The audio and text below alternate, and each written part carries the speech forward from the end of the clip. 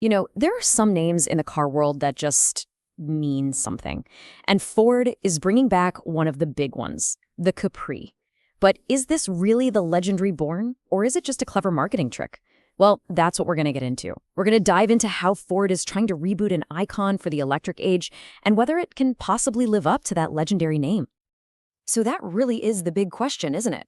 How do you bring back an icon? I mean, this is a massive challenge for Ford. They're reviving a name that's all about sleek, affordable fun, but they're putting it on a practical electric crossover. It's a huge gamble, and you have to wonder, can they actually pull it off?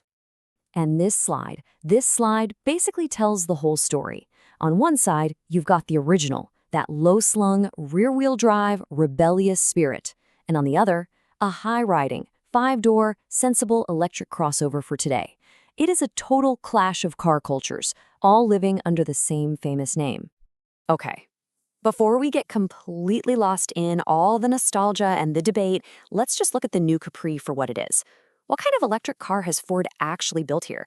Let's peel back that famous name for a second and just look at the numbers. So Ford is basically offering 3 main flavors here. You've got your entry-level model, the standard range, with a totally respectable 170 horsepower. Then you can step up to the extended range rear-wheel drive, which bumps the power up to 286 horses.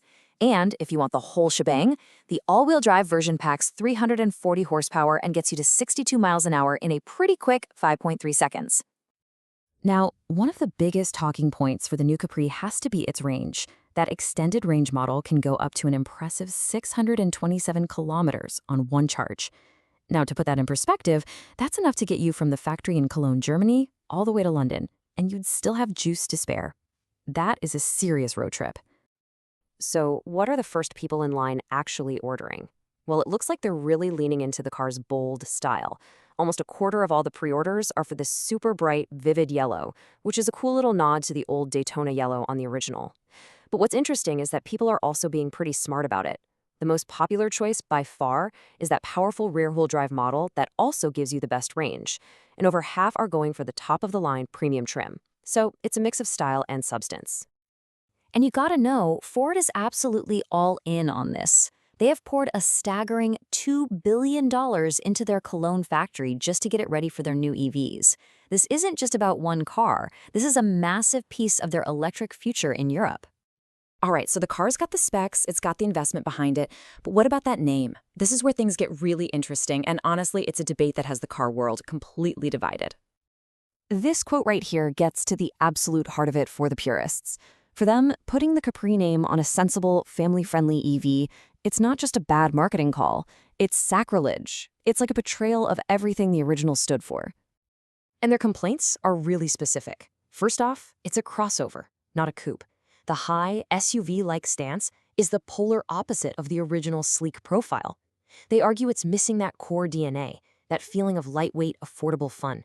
And for many, it just feels like an insult to a truly beloved classic car. But then you have the other side of the argument. And this take from Top Gear is, well, it's pretty brutal. They basically say, look, for most people buying a car today, the Capri's ancient history. They argue that the average person doesn't have that emotional connection. To them, it's just a cool name on a new electric car. And to really understand why people are so passionate, you have to go back to this slogan, the car you always promised yourself.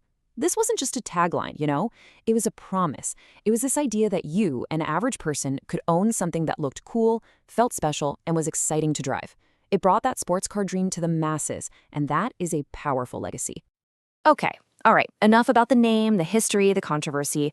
Let's get down to brass tacks. If you ignore the badge completely, how does this thing actually drive? Let's see what the people who have actually been behind the wheel have to say. And the verdict is, it's actually pretty good. Top Gear's review is really balanced. On the good side, it drives well, the infotainment is easy to use, it's roomy, has a big trunk, and that range is solid. On the bad side, some of the materials on the dash feel a little cheap, you have to pay extra for a heat pump, which helps with efficiency, and well, they had to say it, it's not a Capri.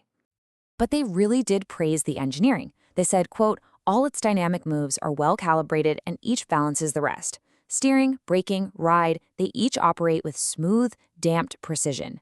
So what that really means is, Even if it's not a lightweight sports car, it's an incredibly well put together, well sorted EV that feels really good on the road. So, where does all this leave us? What we have is a really well engineered electric car with a very, very divisive name. And it's being launched into one of the most crowded, competitive parts of the entire car market. And I mean, just look at the competition. The Capri is going head to head with absolute heavyweights like the Tesla Model Y and the Kia EV6, not to mention this whole army of electric crossovers from the Volkswagen Group. To really succeed, this new Capri has to be more than just a good car with a famous name. And I think this is the crucial point. Top Gear's final thought on this is really powerful. They basically say that if you can just get past the whole debate about the name, you're gonna find a genuinely good electric crossover. If you let that hang up over the badge blind you, you might actually be missing out on one of the better cars in its class. Which leaves us with the big question we started with. Is the new Capri a clever, modern tribute to a classic, or is it just a hollow marketing trick? Well, the car is about to hit the showrooms, and I guess only time and the buyers will tell if it can create a brand new legacy all its own. Thank you for tuning in to This Explainer.